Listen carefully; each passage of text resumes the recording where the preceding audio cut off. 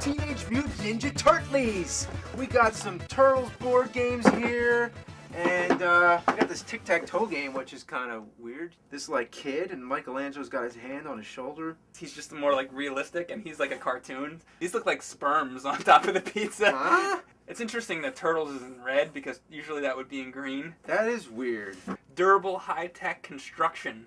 How high-tech is this? This, like, plastic toy from the 80s is high-tech? Sure. Let's see if it's high-tech. Maybe it's made out of, like, some kind of titanium or something. Yeah, but maybe we're wrong.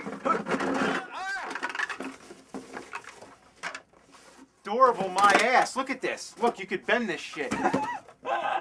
Oh my god, I could break that so easily. High-tech. Yeah, real durable. Alright, we're going to throw these pizzas, and what kind of pizzas are these? They look like they've been chewed up and barfed out. They look kind of like nutsacks to me. Oh.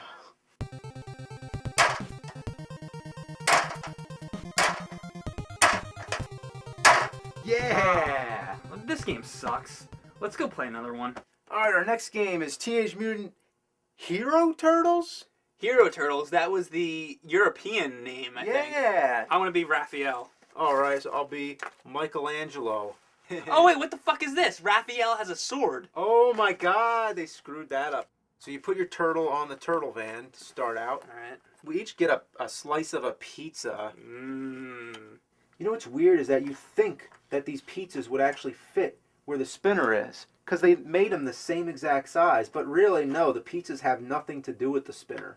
Basically, according to the instructions, it says, place the April O'Neil manhole cover on the space at the end of the alley. The one with the dust bins. You go around in a clockwise motion. I don't think you ever go backward. You always go clockwise. And if you land on a sewer cover, you get to look at that. But only you. So it's kind of like a memory game. At the very end, when you get to April O'Neil, then you're supposed to guess where the 4 turtles are. And if you find them all, then you win. You know, what if Michelangelo lands on top of that manhole cover? Then he lifts the manhole cover and it's himself? He finds himself in the manhole. That's deep, man. 1, 2, 3, 4, 5. Alright, so then I get to secretly look under this manhole cover. No, you're not supposed to look. I wasn't looking.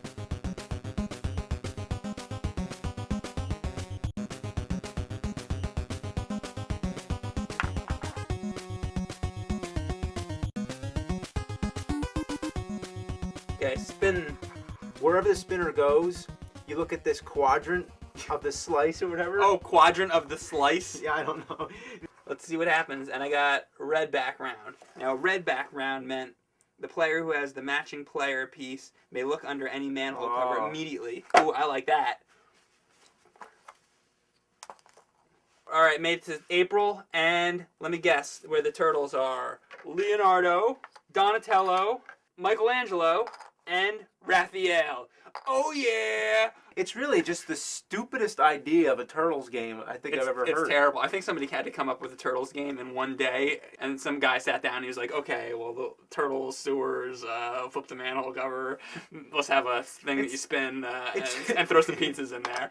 You know, I hate to say, I think I like the tic-tac-toe game better. It is better, and that one sucked, too. This game is the one that most people remember. The Yeah. Pizza Power game. This is the one I remember. You notice anything wrong about Splinter? I guess just that he's gray. Yeah, why isn't Splinter brown? Why is Raphael on the billboard up top? Don't the turtles usually hide in the sewers? Hey, look at this. Like they got these little comics. Is there anything you turtles won't eat for breakfast? Sure, lunch and dinner.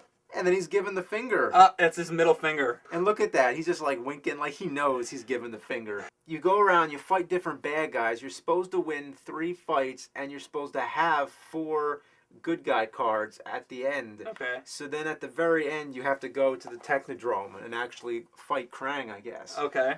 Rocksteady says punk. It's true that Bebop and Rocksteady were punks before they got mutated into a rhino and warthog. Yeah. But why would they just have to call them punks? So we just put all the bad guy cards in their respective colors. If you land on a fight space close to one of these quadrants where they have a bad guy, then you get to fight the... Everything's a fucking quadrant.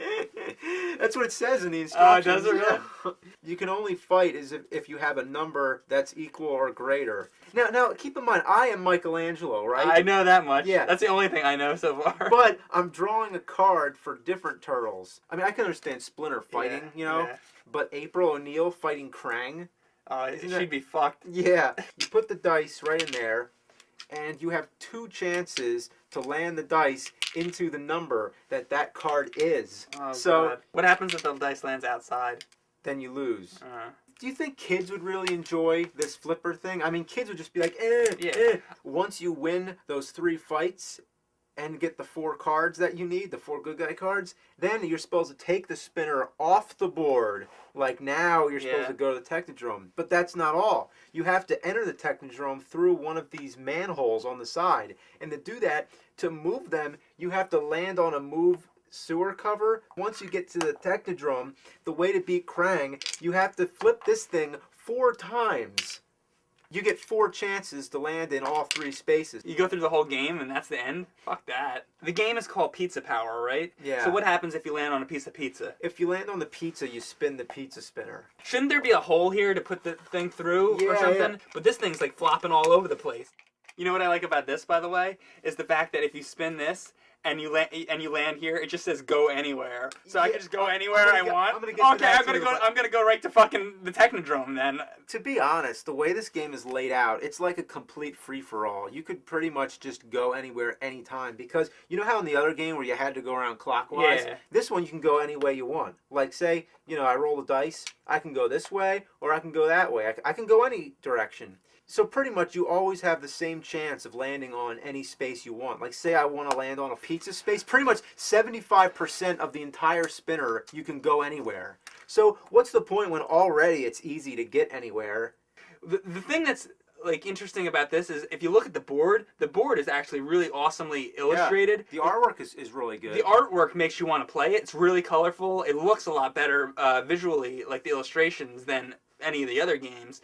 But the game itself just sucks. I didn't think I would say this before, but the Beanbag game was most fun of all these Turtles games. So, wow. All I'm going to say about these Ninja Turtles board games is, if you want to play a fun Ninja Turtles game, play one of the video games, not the board games, because they suck. Cowabunga. Yeah.